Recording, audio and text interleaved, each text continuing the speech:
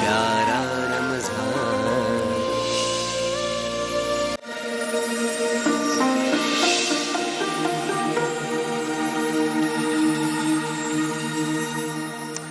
अस्सलाम वालेकुम रहमतुल्लाह। एक मरतबा फिर हाजिर खिदमत है। और नाज़रीन मोहतरम, इफ्तार आमिर के साथ प्यार रमज़ान। और अभी मुझे पता चला है कि ट्रेंडिंग कर रहे हैं आस्क आमिर लियाकत, और बहुत सारे सवालात भाई वहाँ लोग पूछ रहे हैं। ट्विटर पर इस वक्त नंबर 3 पर ये ट्रेंड है आस्क आमिर लियाकत। तो सवालात मुझसे किए गए, कुछ आए, मैं सोचा चलिए आपको यहीं जवाब दे दूँ। अभी मैं ट्वीट तो कर नहीं सकता, बीच में वक्फा मिलेगा तो मैं कोई ट्वीट करता हूँ। किसी ने पूछा है कि निदा ने पूछा है कि सर आप अपनी बायोग्राफी कब लिख रहे हैं? अभी तो मैं बहुत छोटा सा हूँ, अभी कहाँ से बायोग्राफी, अभी मुझे बड़ा तो लेने दो। और बायोग्राफी तूबा लिखेंगी, उन्होंने ये कहा है कि मैं लिखूँगी, मैंने ये काम करना है। तो मैं अब उनको, अभी मैं अपने बचपन से शुरू हूँ, क्योंकि अभी तो वो भी बचपन में है, तो मैं उनको बचपन से शुरू हूँ बताना शुरू किया है मैंने उनको भी, ये था ये था ये था। तो तूबा ही लिखेंगी और अंग्रेज़ी में होगी बायोग्राफी, उसका फिर तर्जुमा भी होगा, लेकिन अभी नहीं, थोड़ा टाइम लगेगा। अभी तो कुछ किया ही नहीं है। बायोग्राफी होती है तब जब आप कुछ किया हो। आपने क्या किया? हमने जो किया है वो कुछ लोगों के लिए शायद उसमें बहुत सारी चीज़ें ऐसी हों। रोज़े रसूल में गए, 2 मरतबा खाने काबा को गुस्ल दिया, ये बड़े एक्सप्रेशंस हैं, वाक़यात हैं। और ये भी है कि जब हम उस कुरान को देख रहे थे कि जो हज़रत उस्मान जब शहीद हुए थे, तो उस कुरान पर उनके जो लहू के कतरे थे, जो छींटे थे, वो आज भी वैसी तरोताज़ा है। यमन में कुरान मौजूद है। हज़रत वैसे करनी के मज़ार पे क्या हुआ, हज़रत किसी से मुलाकात भी हुई है मेरी, वो मुलाकात क्या मुलाकात, जो ये सारी बातें बायोग्राफी में लिखी जाएंगी। सियासत में कैसे आया, समाजी काम क्या है, स्कूल के ज़माने में, फिर उसके बाद कॉलेज के लेवल पर जब मैं आया तो मैं एशिया का बेहतरीन मुक़र्रिर रहा, वो कैसे रहा, पाकिस्तान का 8 मरतबा बेहतरीन मुक़र्रिर रहा कैसे रहा, 17 मरतबा कराची का बेहतरीन मुक़र्रिर रहा कैसे रहा। तो ये सारी चीज़ें ये भी बताएंगे। पढ़ाई में कैसे रहा, डॉक्टर हूँ या जाली डॉक्टर हूँ, ये भी बता देंगे आपको जी, कि जाली डॉक्टर है डॉक्टर। तो ये बायोग्राफी है। मतलब लोग तो आज भी हर चीज़ में जाली जाली कहते रहते हैं। अच्छा, वो जाली शायद इसलिए मुझे कहते हैं, उसकी वजह क्योंकि मैं हर बार जालियों के सामने पहुंच जाता हूं, तो शायद इसलिए मुझे जाली जाली कहते हैं। तो मैं हमेशा जालियों के सामने खड़ा हो जाता हूं। मुझे अपनी ईमान है कि कोरोना ख़त्म होगा तो इंशाल्लाह फिर से जालियों के सामने हाजिर होगा। अच्छा, एक और सवाल है, क्या आप नेक्स्ट इलेक्शन में भी पॉलिटिक्स कंटिन्यू? बिल्कुल करूँगा जी। PTI मेरी जमात है, पाकिस्तान तहरीक इंसाफ मेरी जमात है, इमरान खान मेरा लीडर है। मैं आगे हूँ तहरीक इंसाफ में, मैंने कहीं नहीं जाना यहाँ से, और तहरीक इंसाफ को छोड़ना ही नहीं है मैंने, बिल्कुल नहीं छोड़ना, यहीं पर हूँ मैं। इमरान खान साहब मुझे जब कहेंगे मैं इलेक्शन लड़ूंगा, और उनके साथ हूँ मैं। चूँकि पर्सनल सवाल आपने करे तो मैं आपको इसलिए बताया कि मैं जमात बदलने का मेरा कोई इरादा नहीं है, माजरत के साथ। हाँ जी। उसके बाद जी कि AFC की रेसिपी बताएं।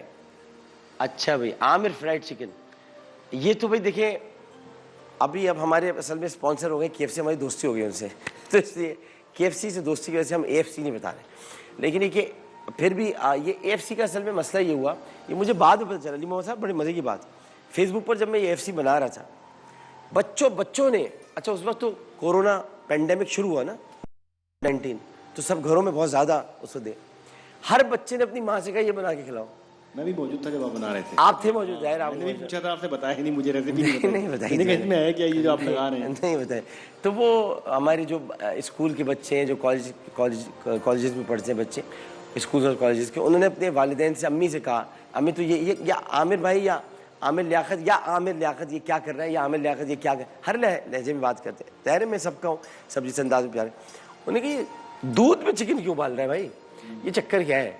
ये दूध में पहले चिकन उबालता है, फिर उसके बाद इसने एक और चक्कर बताया कि दूध और अंडे को मिलाकर उसमें वो फेंटता है, फिर उसमें उसका एक खास मसाले बना रहा है। इस मसाले में क्या है जी? असल वो मसाला ही तो सब कुछ है।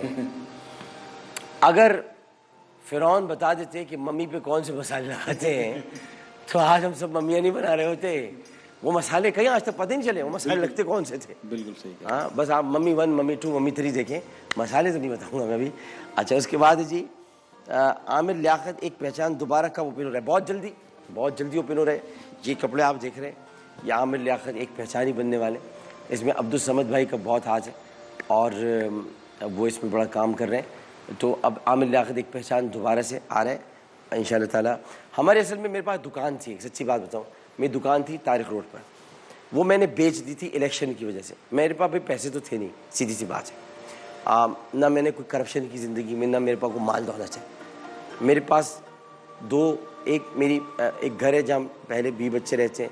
ایک میرا خدادت کالونی میں ایک میں گھر بنانے کی کوشش کر رہا ہوں کہ بن جائے جب میں رہ لوں, کیونکہ ابھی 2 کمروں گھر میں رہتا ہوں. یہ میری کل پراپرٹی ہے.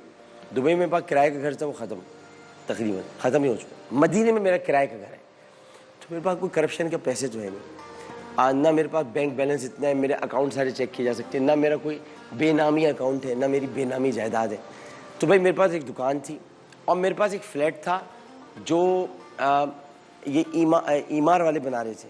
یہ دونوں میں نے بیچ دیے تھے الیکشن کے دنوں میں. میرے پاس وہ دونوں نہیں, وہ دونوں بیچ دیے تھے. وہ لوگ سمجھتے میں نے چھپا کے دبا کے رکھے, بھائی بیچ دیے میں نے. اس کے بعد میں نے الیکشن لڑا تھا, کیونکہ پاکستان تحریک انصاف میں یہ نہیں ہوتا کہ وہ آپ کو پیسے دے رہے ہوں کہ آپ الیکشن لڑیں. یہ بڑی پیاری جماعت ہے, اس میں آپ کو اپنی طور پہ خود ہی اس کا کام کرنا پڑتا ہے. تو اس لیے ہم نے الیکشن میں اپنے سارے پیسے لگ گئے تھے ہمارے. بڑی کنونسنگ ہوتی ہے, گاڑیوں کے اخراجات ہوتے ہیں, پولنگ ایجنٹس ہوتے ہیں, جگہ جگہ جانا ہوتا ہے. پھر مجھے اپنے حلقے سے محبت بہت ہے, تو اس لیے کہ ابھی مجھے بہت سارے کام ان کے لیے کرانے ہیں.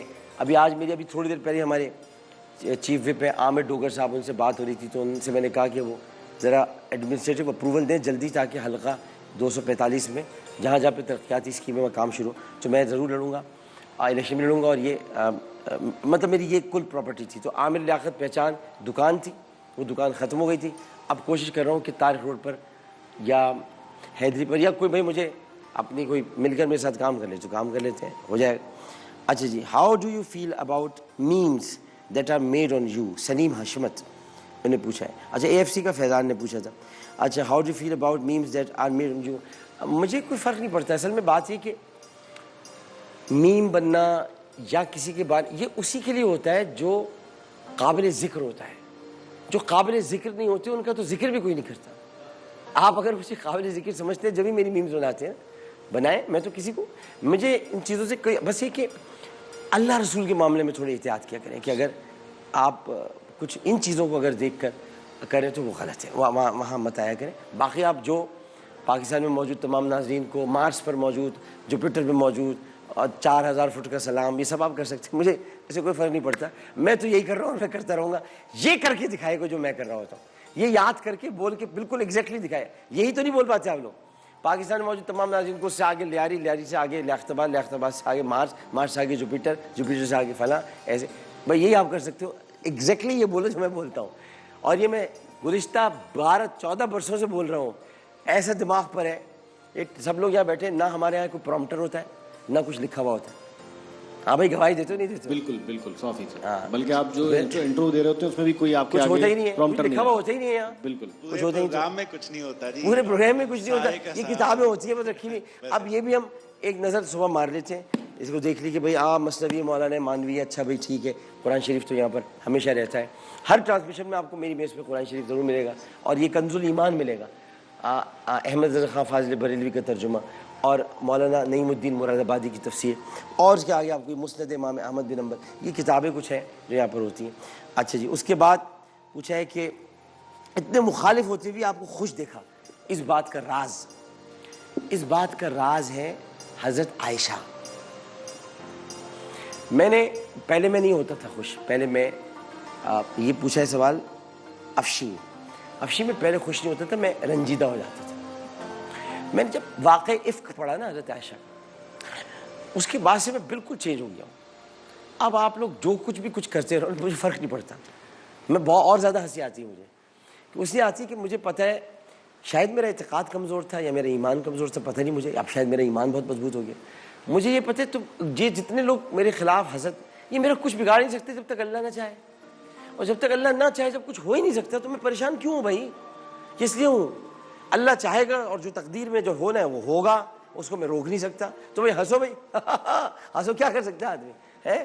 تو جو کرنا ہے کرے بھائی سب لوگ. اس لیے میں ویسے بھی حسد کرنے والا بنیادی طور پر اعتراف کرتا ہے کہ وہ سامنے والا بہت ہی زیادہ بہتر انسان ہے اور میں کمزور ہوں. اب یہ دیکھیے وہ دوسرے کی ہر ایک کا اپنا نقطۂ نگاہ ہے. میں یہ نہیں سمجھتا, میں سمجھتا ہوں کہ بھائی جو کر رہا ہے وہ کرتا رہے. مجھے نقصان تب تک نہیں پہنچ سکتا جب تک میرا رب نہ چاہے, اور رب نہ چاہے تو نقصان نہیں پہنچ سکتا. جب میں آپ کے سوالات کے جوابات بھی دیتا رہوں گا. بھائی عامر لیاقت بھائی بہت بہت شکریہ. جو لوگ یہ سب اس وقت کر رہے ہیں ٹرینڈنگ میں, اب مجھے تو پتہ نہیں, لیکن بہرحال بہت بہت بہت بہت محبت آپ کی, بہت پیار, بہت عنایت. اب بیچ میں کرتا رہوں گا. ابھی 2-4 سوال باقی ہیں, لیکن پہلے ذرا وظیفے کی طرف بڑھ جائیں. وظائف. جی السلام علیکم. السلام علیکم بھائی. وعلیکم السلام. جی فرمائیے. عامر بھائی, میں شاہ فیصل سے بات کرتی ہوں. میں اپنا نام آن ایئر نہیں لینا چاہتی. نہیں لیجیے. میرے 4 بھائی ہیں, جس میں سے میرے بھائیوں نے نا 2, میری بہن کی شادی کرائی تھی 2 بھائیوں نے مل کے. تو انہوں نے اپنا پیسہ والد سے میرے واپس مانگا جو شادی میں لگایا. تو میرے والد نے جیسے اپنا پلاٹ بیچ کے ایک کو پیسہ دے دیا, اور دوسرے کے لیے اتنی رقم نہیں ہے کہ وہ انہیں دے پائے. تو انہوں نے میرے والد کو مارا ہے. والد کو کنہوں نے مارا؟ بھائیوں نے مارا؟ بھائی نے مارا. والد سب بھائیوں نے مل کے, مطلب والد پر تشدد؟ نہیں, ہاں, ایک بھائی نے مارا جس کا قرضہ تھا نا جیسے ابو پہ, جنہوں نے شادی کروائی تھی. تو انہوں نے جیسے ابو کو مارا. کو مارا ہے اور ہاتھ اٹھائے, تو ان کو یہ خبر دیتا ہوں میں کہ ان پر جو ہے وہ جنت حرام ہو گئی. جب تک کہ وہ اپنے باپ سے معافی نہیں مانگیں گے, ان پر اللہ تعالیٰ نے جنت حرام کر دی. بڑا واضح فیصلہ ہے. اس میں میں کو اپنی طرف سے تھوڑی کہہ رہا ہوں. اب میں آپ کو سنا دیتا ہوں, سنیے گا, پہلے بات سنیے گا میری بہن. بات یہ کہ ایک شخص آیا رسول کریم صلی اللہ علیہ وسلم کے پاس, ایک لڑکا ہے. اس نے آ کر کہا, یہ جو آپ واقعہ بیان کر رہی ہیں نا, اب ذرا سنیے گا. اس نے آ کر کہا کہ میرا باپ مجھے جائیداد میں سے کچھ نہیں دیتا, میرے باپ نے جائیداد پہ قبضہ کر لیا ہے اور مجھے میرا حق نہیں دیتا. مفہوم بیان کر رہا ہوں سارا, مجھے حق نہیں دیتا. رسول کریم صلی اللہ علیہ وسلم نے کہا میں تمہارے والد کو بلواتا ہوں, ان سے بات کرتا ہوں. ابھی آپ یہ فرمائی رہے تھے کہ حضرت جبرائیل تشریف لائے. انہوں نے آ کے کہا کہ یا رسول اللہ, اس کے والد کو بلوانے سے پہلے ذرا یہ اشعار سن لیجئے جو اس کا والد پڑھتا ہے. اور اشعار عربی میں پڑھتا تھا کہ ہے میرے رب, میں نے اس بچے کو پالا, میں نے اس کے لیے تکلیفیں اٹھائیں, میں اس کے لیے در در بھٹکتا پھرا, میں نے اس کو آج اس قابل بنایا کہ اپنے پیروں پہ کھڑا ہو سکے. آج یہ مجھے رسوا کرتا ہے, ذلیل کرتا ہے, اور مجھ سے کہتا ہے مجھے حق دو, حق دو, حق دو. اے میرے پروردگار, میں کیا زندہ ہی رہوں گا؟ میں کیا مر نہیں جاؤں گا؟ میں جب مر جاؤں گا تو یہ اسی کا ہوگا, لیکن یہ مجھے رسوا کرتا ہے, ذلیل کرتا ہے. بڑے دردناک اشعار تھے. یہ سننے کے بعد میرے آقا و مولا حضرت محمد مصطفیٰ صلی اللہ علیہ وسلم نے پہلی مرتبہ, تاریخ کہتی ہے پہلی مرتبہ, آپ کے چہرے پر اتنا شدید جلال نمودار ہوا کہ شاید دنیا کانپ اٹھتی. اور آپ نے کہا, اور بعض روایات میں آتا ہے کہ آپ نے گریبان پکڑ لیا اس کا, حالانکہ رسول کریم صلی اللہ علیہ وسلم کسی کا گریبان نہیں پکڑتے تھے, بعض روایات میں آتا ہے, لہٰذا میں اس کو اسی انداز میں بیان نہیں کرتا. لیکن آپ نے یہ پکڑ کر کہا تو بھی باپ کا, اس کی جائیداد بھی باپ کی, تیرا خون بھی باپ کا, تیرا گوشت بھی باپ کا, تیرا وجود بھی باپ کا, خبردار جو آئندہ تو نے اپنا حق مانگا. یہ رسول کریم صلی اللہ علیہ وسلم کے الفاظ. تو باپ کے ساتھ بدتمیزی اور حق مانگنا, کاہے کا حق؟ مرنے کے بعد تو مل ہی جائے گا حق, تمہیں کو ملے گا. زندگی میں کیا حق مانگتے ہو؟ کس بات کا حق مانگتے ہو؟ تمہیں اللہ تعالیٰ نے پیدا کیا, ماں اکیلے مل کے پیدا نہیں, اکیلے نہیں پیدا کر سکتی, ماں اکیلے نہیں پیدا کر سکتی, ماں باپ پیدا کرتے ہیں اللہ کے حکم سے. اور اگر جو ماں اکیلے پیدا کرتی ہے تو آپ کو پتہ ہے دنیا کیا کہتی ہے. ماں باپ جب مل کر پیدا کرتے ہیں تو وہ اولاد کہلاتی ہے, اور پھر اس اولاد کو پالتے ہیں, پوستے ہیں. ماں اپنی مشقت کرتی ہے, باپ اپنی تکلیفیں اٹھاتا ہے.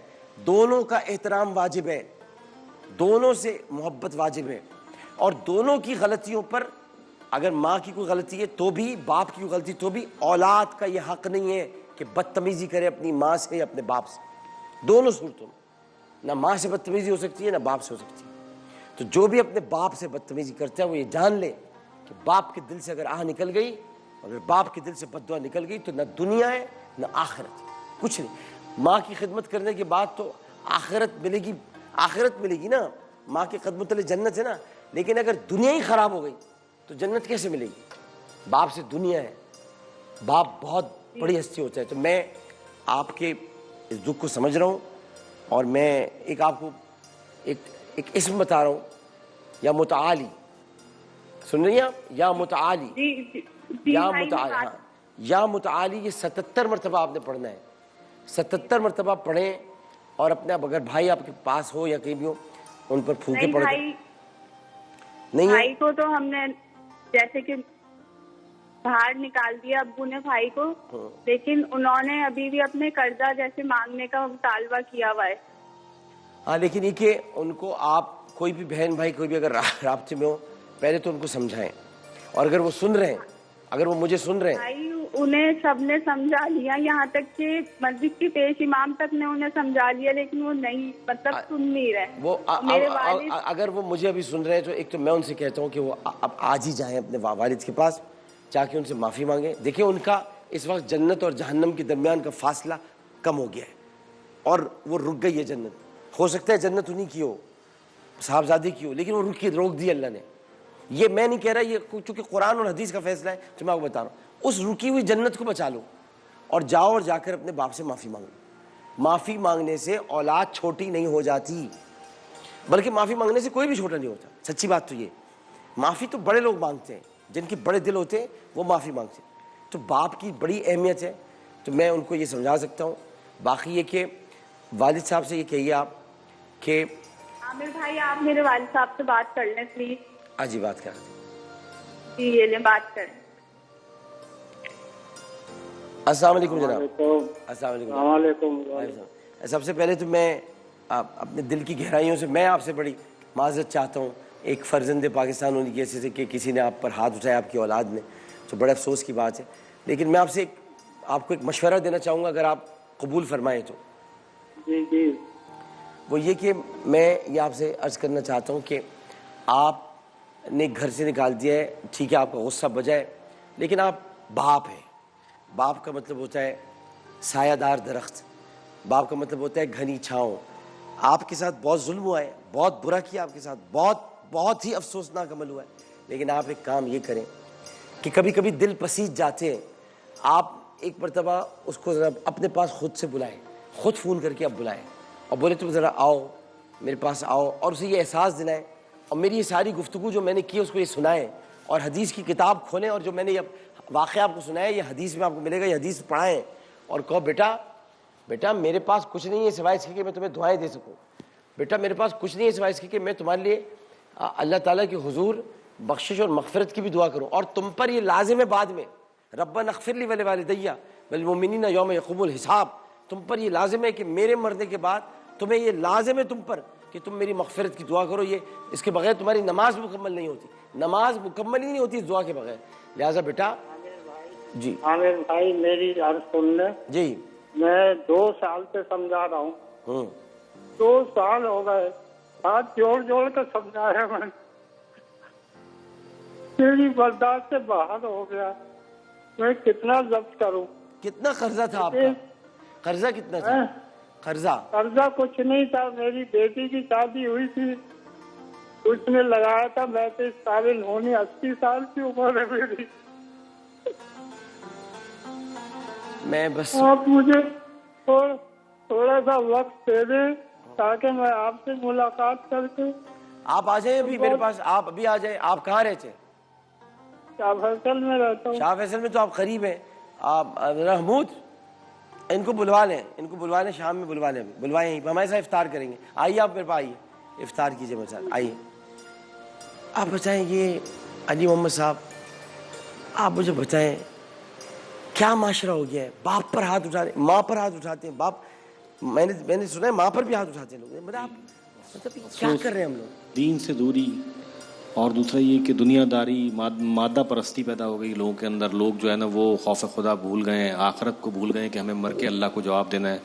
دوسرا یہ کہ ماں اور باپ کی محبت سے زیادہ مادہ پرستی, مال و اسباب کی محبت. ارے بھائی قرآن میں لکھا ہے 80 سال کے نا, اسی عمر کے بارے میں تو لکھا ہے, انہیں اف تک نہ کہو, اف تک نہ کہو انہیں.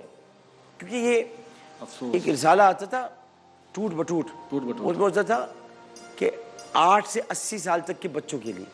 بالکل. تو 80 سال کے بچے ہوتے ہیں، آپ ایسی عمر میں اپنے باپ کو مار رہے ہیں. جب آپ چھوٹے تھے، ابھی میں کیا کہوں، آپ جب آپ کو پوتڑے باندھے جاتے تھے، جب آپ کو ڈائپرز باندھے جاتے تھے، آپ گیلا کر دیتے تھے بستر، تب ماں باپ آپ کو کچھ نہیں کہتے تھے، کبھی غصہ نہیں آتا تھا ان کو. لیکن آج ماں باپ ایسے بھی ہوتے ہیں کہ جن کو ڈائپرز باندھے جاتے ہیں اور ڈائپرز باندھتے وقت بچے یوں منہ کر لیتے ہیں ایسے.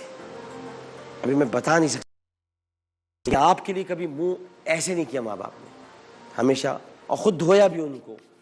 آپ نے تو کبھی اپنے بوڑھے والدین جو اس عمر کو اس حد تک پہنچے، ان کے تو کبھی یہ ڈائپرز دھوئے بھی نہیں ہوں گے یا کبھی کپڑے دھوئے بھی نہیں ہوں گے.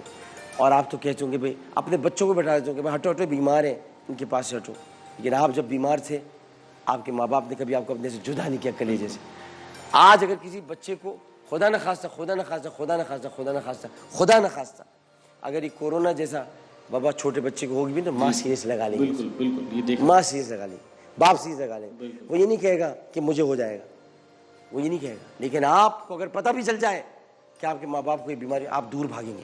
صحیح. یہ فرق ہوتا ہے اولاد میں اور ماں باپ میں، بڑا فرق ہوتا ہے. کیا کہہ سکتے ہیں. جی السلام علیکم. وعلیکم السلام. جی عامر بھائی، جی بھائی. میرا مسئلہ یہ ہے کہ میرے نا سانس پھولتا ہے، مجھے سانس کی بھی بیماری ہے اور مجھ سے چلا نہیں جاتا. میرے جسم میں نا ایسے بوٹے سے بن گئے الگ الگ جگہ، وہ پلکتے نہیں ہے. بہت میں نے علاج کرایا مگر مجھے کہیں فائدہ نہیں ہوا. اب تو میں باہر بھی نہیں جا سکتی اور شوہر کہتا چلو کیسے چلو، چلا ہی نہیں جاتا. میں اتنی ناجیز آدمی ہوں عامر بھائی، بس میں کیا بتاؤں آپ کو. میرا سانس اتنا پھولتا ہے کہ میں نا گھر میں بھی کام جھاڑو نہیں دے سکتی، میں کھڑے ہو کے کھانا نہیں بنا سکتی. بس بیٹھ کے سالن بن گیا تو بن گیا. عامر بھائی یہ میرے ساتھ اتنا مسئلہ اور سانس کا بھی پرابلم ہے. اچھا اب میں آپ کو ایک چیز، حالانکہ بہت سامنے سمپل سی چیز ہے، لیکن یہ امام غزالی نے احیاء العلوم میں لکھا ہے. ان کو کسی نے وظیفہ بخشا تھا تو میں بتا دی، سب لوگ سن لیں، سب کے لیے یہ اس طرح کی جو بھی بیماریاں ہیں جو اس پہ احیاء العلوم میں 391 مرتبہ 391 اول درود شریف پڑھیں، اور جب اس کو 391 مرتبہ پڑھ لیں تو پھر درود شریف پڑھیں یا شافی ہو. بس یہ احیاء العلوم میں امام غزالی لکھتے ہیں کہ انہیں کسی نے بخشا تھا اور کسی نے بتایا تھا، کوئی خواب میں بزرگ نے آ کے بتایا تھا. ہر قسم کی بیماری جو کہ لا علاج ہو چکی ہو، چونکہ اب آپ لا علاج ہے، اگر ہے، مجھے نہیں پتا کہ آپ کی مرض لا علاج ہے یا علاج کے قابل ہے. اگر لا علاج ہے، کوئی علاج نہیں ہو سکتا، تو لا علاج امراض میں مبتلا افراد، چونکہ اب کچھ کر ہی نہیں سکتے، وہ ظاہر ہے کوئی دوا اثر نہیں کر رہی تو اللہ کو پکاریں گے. ویسے بھی اللہ کو پکارنا چاہیے، لیکن ہم لوگ تو پہلے دوا دیکھتے ہیں بعد میں خدا دیکھتے ہیں. ہمیں تو پہلے خدا دیکھنی چاہیے بعد میں دوا دیکھنی چاہیے. تو آپ نے یا شافیو پڑھنا ہے 391 مرتبہ، لیکن اول درود شریف، آخر درود شریف، اور یہ آپ نے صرف ایک وقت پڑھنا ہے عشاء کے بعد. یعنی یہ پڑھ کر آپ نے سو جانا ہے اور روزانہ کا معمول بنانا ہے. یہ لا علاج جتنے لوگ ہیں یہ امام غزالی نے احیاء العلوم میں بیان کیا. جی السلام علیکم. السلام علیکم. السلام علیکم عامر بھائی. وعلیکم السلام. جی فرمائیے. کراچی سے بات کر رہی ہوں. جی فرمائیے. جی میں اپنا نام نہیں بتانا چاہوں گی نا، وہ میرے بھائی کے بارے میں بات کرنی تھی مجھے. جیسے ابھی وہ نا والد صاحب سے بہت زیادہ بدتمیزی کرتے ہیں. وہ ان کی نا 2 سال پہلے 2.5 سال پہلے شادی کی تھی، تو بھابھی کو نا ان کی والدہ، مطلب ان کا تھوڑا سا ذہنی مسئلہ تھا بھائی کے ساتھ نا. اب تو ماشاءاللہ ٹھیک ہے، لیکن جب ان کو تھوڑا سا تھا، کافی نفسیات کی گولیاں وغیرہ کھاتے تھے. تو اب وہ کہتے ہیں ابو کو کہ تم لوگوں نے نا بیوی کو بھیج دیا میری نا، تو لے کر آؤ. ابو اور ہمارے رشتے دار سب ان کو لینے گئے تھے بھابھی کو، تو انہوں نے صاف منع کر دیا کہ نہیں آنا.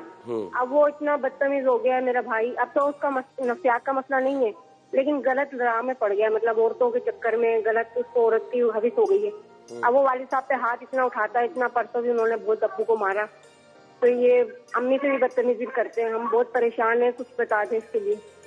میں بتاتا ہوں، یہ میسیج میں بتاتا ہوں کہ گھر میں آپ پڑھیں یا متعالی ہو یا اللہ تعالیٰ کا 77 مرتبہ 77 ٹائمز آپ پڑھیں گھر میں جتنا پڑھ سکتے ہیں. لیکن میں آپ کو ایک بات بتاؤں کہ یہ تھوڑے سے ہمارے وظائف سے ہٹ کر یہ معاشرتی مسائل ہیں، اور کچھ چیزوں کو معاشرتی طور پر حل کیا جاتا ہے. وظیفہ اپنی جگہ پر، یہ تو اللہ کے نام ہے، یہ لیں گے آپ تو اللہ تعالیٰ کرم فرمائے گا. بالکل کرم فرمائے گا, یقیناً کرم فرمائے گا, اس کے ناموں کا سہارا لے کر جب اسے پکارا جائے. لیکن یہ آپ کے بھائی کا معاشرتی مسئلہ ہے, یہ آپ کے بھائی کو سمجھانے کی ضرورت ہے بیٹھ کے. اب مسئلہ یہ کہ جب ہم سمجھاتے ہیں تو سمجھانے کے دوران سمجھانے کا طریقہ کار, اس کو ہمارے ایک زمانے میں پاکستان میں یہ آنا شروع ہوتا ہے, سائیکو تھراپسٹ آ رہے تھے.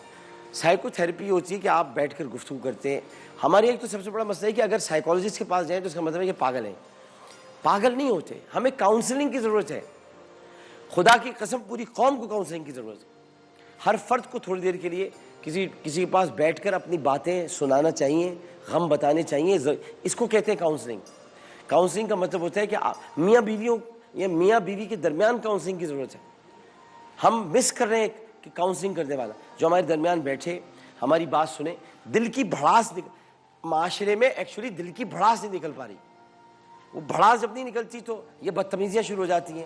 اب جب انسان ہے, بشر ہے, خامیوں کا مجموعہ ہے, ہوتا کیا ہے کہ جب اس کی بھڑاس نہیں نکلتی تو وہ باپ کو مارنا شروع کر رہا ہے, ماں پر حملہ کر رہا ہے, بچوں کو مار رہا ہے, بیوی پر تشدد کر رہا ہے, بیوی شوہر سے بدتمیزی کر رہی ہے, ساس بہو کے ساتھ, بہو ساس کے ساتھ. یہ سارے مسائل اس وجہ سے ہیں کہ ایک تو ہم نے پہلے بہت زیادہ رجت پسندی پہ چلے گئے, یعنی ریجڈ ہو گئے. ریجڈ جب آپ ہو جاتے ہیں اور ریجڈیٹی جب آپ کے اندر آ جاتی ہے تو اس کا مطلب یہ ہوتا ہے کہ ایک تو آپ سننا نہیں چاہتے کوئی بات. تو آپ دیکھو ہمارے گھر کا اصول یہ بات نہیں ہوگی. یہاں سے آدمی اپنے آپ کو محسوس کرنا شروع کرتے ہیں کہ وہ محبوس ہو گیا ہے, وہ محبوس ہو گیا ہے. یعنی وہ حواس باختہ ہو جائے گا تھوڑے دنوں بعد, کیونکہ وہ محبوس جب ہو جائے گا, محصور ہو جائے گا, جب اس کے خیالات قید کر دیے جائیں گے, جب اسے بات نہیں کرنے دی جائے گی, گھٹن اسے محسوس ہوگی, تو پھر کیا کریں. تو پہلی بات تو یہ کہ اس گھٹن کو ہم سب نے ختم کرنا ہے. کاؤنسلنگ کریں, ایک دوسرے کی بات سنا کریں, تھوڑی بھڑاس نکالنے دیں.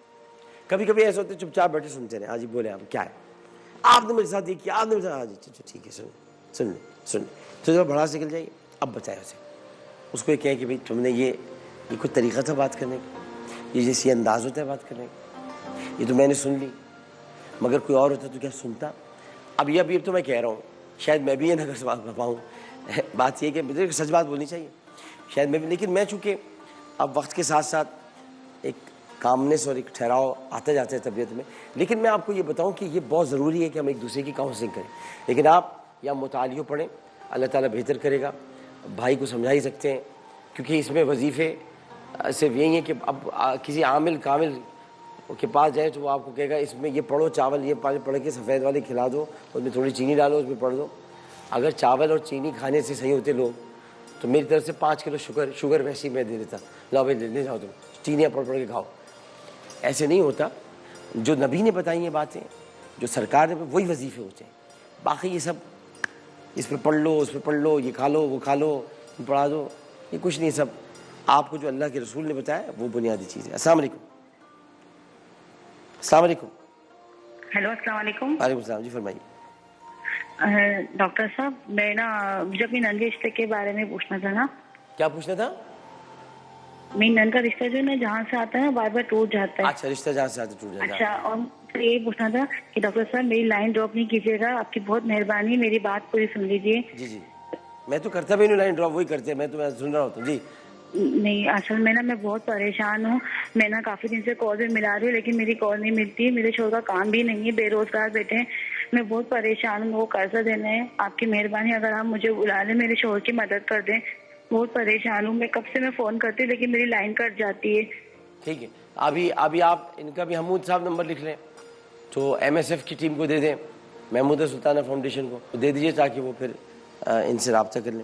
جہاں تک بہن کے رشتے کا تعلق ہے تو یا رؤوف یا رحیم, یا رؤوف یا رحیم, یا رؤوف الرحیم, یا رؤوف الرحیم, یا رؤوف الرحیم, یا رؤوف الرحیم.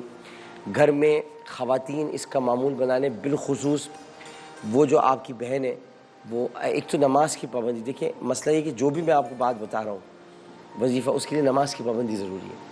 بغیر نماز کے کوئی کام نہیں ہوتا, تو نماز پڑھنا ضروری ہے. یا رؤوف الرحیم, یا رؤوف, یہ گھر میں پڑھیں. اچھا, یہ ہر رشتے کے لیے نہیں ہے, پہلی بات یہ ہے, یہ ان رشتوں کے لیے خاص طور پہ کہ جو آتے ہیں اور ٹوٹ جاتے ہیں, بن نہیں پاتے. ایک تو کہ آ ہی نہیں رہے, یہ ایک الگ مسئلہ ہے. ایک ہے کہ آئے, بات بنی, ٹوٹ گئے. ایک ہے کہ بات ہو گئی, رشتہ طے ہو گیا, سب کچھ ہونے والا تھا, عین وقت پہ ٹوٹ گیا.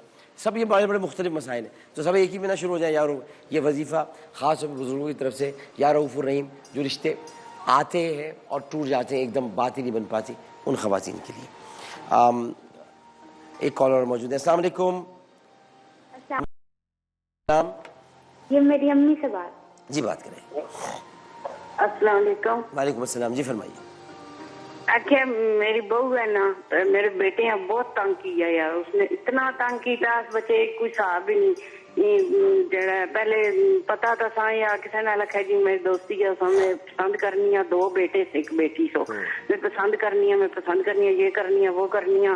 میں کہ بیٹے بس گریزا کر چھوڑ چھوڑ چھوڑ وہ تو باہر ہونا. پھر اتنا کر کے پھر اتنا وہ ڈیوٹی تے بہنا بارے ملکوں نے ڈیوٹی تے بہنا اتھے بینچ کمپلین کی تھی. سو اتھے بینچ آخیا اس میں پیار کرنی ہے یہ کرنی ہے وہ کرنی ہے. وہ تو کرونا ہو گیا, کرونے کی وجہ تو وہ جی اس میں پھر بولیے پھر آنی ہے بال شال کٹ کے سارا کچھ کر کے اتھے کمپلین کی تھی. ہوں جہاں اس اتنا تنگ کیتا ہے اتنا تنگ کیتا ہے. میں کہ بچے 2 بچے سو تے 1 بیٹی سے 2 بیٹے سے. میں آخیا وہ دفع کر دے سنبھال ہے تو شادی کر کے نو تو طلاق نہ دے. وہ جہاں ماواں ہونیاں اپنے بچے سنبھالیاں دوسریاں نہیں سنبھالیاں. تو ہوں اس تو تنگ اتنی میں کوئی حساب نہیں. میرا بچہ بھی تنگ ہے. میں اس آنی تو نہ ڈیورس دے انہیں بچیاں مارے ہو بارے ملکوں نے. میں آخنی کوئی دفاع دسو کہ کرا کے حساب کتاب سناؤ ہے. ابھی اماں میں جو سارا مسئلہ سمجھاؤں اس میں آپ قرآن پڑھی ہوئی ہیں؟ آپ پڑھی ہیں. تسی قرآن پڑھ سکتے ہو؟ جی جی. تو تسی ایک کام کرو کہ سورہ قریش جو ہے نا, سورہ قریش یہ آخری پارے ہے سورہ قریش. تھوڑی گل نہیں آ رہی میں نے تو یہ آخری پارے ہے سورہ قریش. انہوں رکھنا آنی ہے میں اس سے شادی کرنی ہے پیار کرنی ہے میرے بچے نے سامنے اس طرح تسی میری گل تو سنو اور تسی میری گل تو سنو. یہ آخری پارے ہے سورہ قریش. تینوں یہ کرنا ہے کہ سورہ قریش نو 90 واری کتنے واری 90 واری 90 واری تو انہوں پڑھنا ہے سورہ قریش نو 90 واری پڑھنا ہے. 90 واری پڑھنا ہے بعد نماز عشاء 90 واری سورہ قریش نو پڑھو. تھوڑے سارے مسئلے حل ہو جاؤں گے انشاءاللہ. السلام علیکم. ہیلو السلام علیکم. السلام علیکم. وعلیکم السلام. جی فرمائیے. ہیلو جی فرمائیے بہن. السلام علیکم. اچھا عامر انکل میں نے پوچھنا تھا میری ہسبینڈ سے جھگڑا ہوا ہے ٹھیک ہے تو 3 منتھ سے میں اپنے پیرنٹس کے گھر ہوں. ہسبینڈ نے کوئی رابطہ نہیں کیا, کوئی بھی کسی قسم کا رابطہ نہیں ہے اور مطلب بالکل کوئی رابطہ نہیں ہے. مطلب وہ جیسے ان پہ کوئی اثرات ہیں یا کیا ہیں بہت زیادہ وہ کر رہے ہیں. کل تک کرا دوں رابطہ آپ کا, اگر آپ میری بات مانیں گی تو کل تک رابطہ کرا دوں. جی کل تک رابطہ کرا دوں آپ کا اگر آپ میری بات مانیں گی تو. جی جی بتائیں. اچھا آپ نے نماز پڑھتی ہیں آپ؟ جی جی بالکل میں نماز باقاعدگی سے پڑھ رہی ہوں. اچھا ابھی آج کل آپ نماز پڑھ رہی ہیں آج کل ان دنوں میں؟ جی جی بالکل پڑھ رہی ہوں. تو ابھی آپ نے تھوڑی دیر کے بعد عصر پڑھنی ہے ٹھیک ہے نا؟ جی جی. عصر سے شروع کریں. ہر نماز کے بعد 11 مرتبہ پڑھیں یا کریمو یا ودودو. کیا؟ یا کریمو یا ودودو. یا کریمو یا ودودو. یا کریمو یا ودودو یہ آپ پڑھیں 11 مرتبہ ہر نماز کے بعد ٹھیک ہے. اور کل جب روزہ افطار کریں, کل آج نہیں کل جب روزہ افطار کریں تو جب آپ پڑھیں اللہم انی لک صمت و بک آمنت و علیک توکلت و علی رزقک افطرت, تو جب آپ یہ دعا پڑھ رہی ہوں تو اس وقت اضافہ کریں یا کریمو یا ودودو 11 مرتبہ اور کہیں اے اللہ مجھے اس افطار کے بعد اپنے میرے شوہر کی شکل دکھا. بس یہ اللہ تعالیٰ سے آپ دعا کریں. کل پھر مغرب کے بعد آپ سے بات کریں گے ٹھیک ہے انشاءاللہ. اچھا میں نے بھائی کا پوچھنا تھا ابو کے روزگار کا نا, ابو کا روزگار نہیں ہے, ابو کے روزگار کے لیے کچھ بتا دیں. روزگار کے لیے تو دیکھیں پہلی بات تو کہ ابھی تو پریکٹیکلی جو پرابلمز ہیں وہ اپنی جگہ پر ہیں, وہ ہم سب فیس کر رہے ہیں, سبھی کا روزگار کا مسئلہ ہے. لیکن الحمد شریف جو ہے سورہ فاتحہ اول و آخر درود شریف پڑھ کے 11 مرتبہ پڑھیں اور جن کاموں کے لیے نکلتے ہیں ان کاموں کے لیے نکلیں, اللہ تعالیٰ بہتری پیدا کریں گے. بہت بہت شکریہ. ایک وقفہ لیتے ہیں, وقفے کے بعد حاضر ہوں گے. السلام علیکم ورحمۃ اللہ. پھر آ گیا پیارا